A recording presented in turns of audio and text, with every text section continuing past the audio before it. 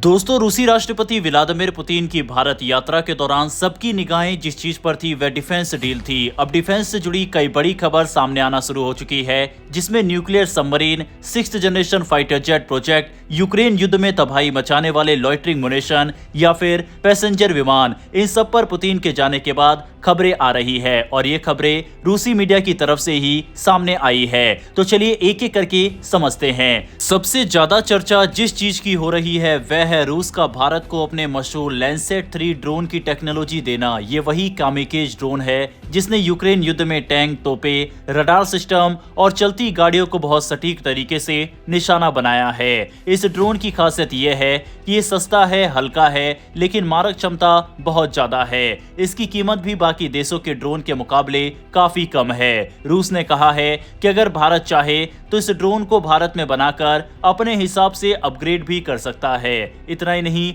भविष्य में भारत इसे दूसरे देशों को बेचने का हक भी पा सकता है। भारत इस समय खुद भी कई तरह के ड्रोन बना रहा है, लेकिन लैंडसेट 3 जैसा परफॉर्मेंस अभी हमारे किसी ड्रोन में नहीं मिलता, खासकर पहाड़ी इलाकों में जैसे LAC पर। इस तरह के ड्रोन बहुत काम आते हैं क्योंकि ये दूर से और बिना किसी खतरे के दुश्मन के हथियारों या ठिकानों को मार सकते हैं। इसी वजह से इंडियन आर्मी और एयरफोर्स इस ऑफर को काफी गंभीरता से देख रही है। पुतिन की इस यात्रा में सिर्फ सैन्य ड्रोन की बात नहीं हुई, रूस ने भारत को अपने यात्री विमानों के प्रोजेक्ट में भी शामिल करने का प्रस्ताव दिया है। रूस चाहता है कि भारत उसके साथ मिलकर IL-114300 नाम का रीजनल पैसेंजर विमान भारत में बनाए। ये छोटा, किफायती और मजबूत विमान है जो छोटे रनवे और कठिन मौसम वाले जगहों पर उड़ सकता है। भारत में उड़ान जैसी योजनाओं के कारण आने वाले समय में सैकड़ों नए विमानों की जरूरत पड़ेगी। इसीलिए रूसी ऑफर भारत के कमर्शियल एविएशन सेक्टर के लिए भी काफी फायदेमंद माना जा रहा है। अगर ये प्रोजेक्ट शुरू होता है तो भारत न सिर्फ इन विमानों को अपने लिए बनाएगा बल्कि दूसरे देशों को बेचकर बड़ा निर्यातक भी बन सकता है। इस यात्रा के दौरान एक और बड़ी बात सामने आई जो भारतीय नेवी के लिए बेहद अहम है। रूस ने पहली बार ये संकेत दिया है कि वह अपनी सबसे advance Yasen class nuclear attack submarine की कुछ तकनीक भारत के साथ साझा कर सकता है। यासेन क्लास दुनिया की सबसे शांत और सबसे घातक पनडुब्बियों में गिनी जाती है। इसकी आवाज इतनी कम होती है कि इसे समुद्र का भूत कहा जाता है। इसकी स्पीड, ताकत और हथियार क्षमता इतना आगे है कि अमेरिका की टॉप वर्जिना क्लास भी इसका मुकाबला नहीं कर सकती। अगर भारत को इस सबमरीन की टेक्नोलॉजी मिलती है तो हमारी आने वाली न्यूक्लियर अटैक सबमरीनें दुनिया में सबसे एडवांस हो सकती है। ये भारतीय नेवी के लिए बहुत बड़ा अपग्रेड होगा। इसी बीच रूस ने भारत को अपने Sukhoi 57E stealth fighter jet की पेशकश भी दोबारा की है। रूस ने कहा है कि वह भारत को न सिर्फ ये विमान देगा बल्कि इसका कुछ उत्पादन भारत में भी हो सकता है।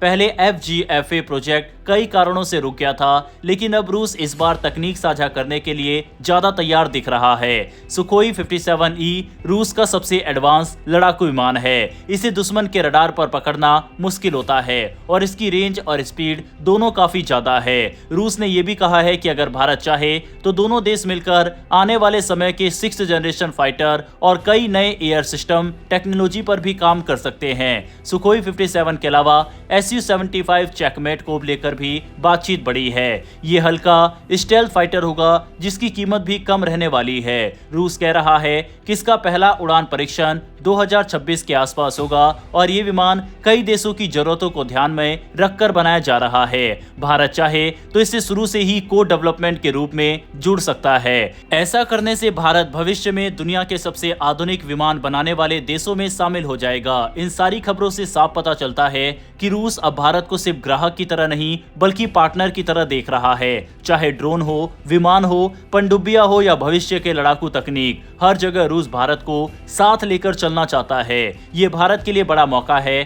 क्योंकि आने वाले 20 से 25 सालों में रक्षा और एविएशन सेक्टर में सबसे ज्यादा बदलाव इसी तरह की एडवांस तकनीकों से आने वाला है। अगर भारत इन प्रोजेक्ट में हिस्सा लेता है तो आने वाले समय में हमारी सेना, हमारी नौसेना और हमारी वायुसेना दुनिया की सबसे शक्तिशाली सेनाओं में शामिल हो सकती है। अब देखना यह है कि भारत इनमें से कौन कौन से प्रस्ताव आगे बढ़ाता है, लेकिन इतना साफ है कि पुतिन की ये यात्रा इंडो रशिया रिश्तों को एक नए अध्याय में ले जा चुकी है। डिफेंस से जुड़ी ऐसी शॉर्ट, सिंपल और ऑथेंटिक खबरों के लिए नीचे दिए गए सब्सक्राइब बटन को प्रेस कर बेल आइकन को दबा ले। फिर मिलते हैं नई वीडियो में।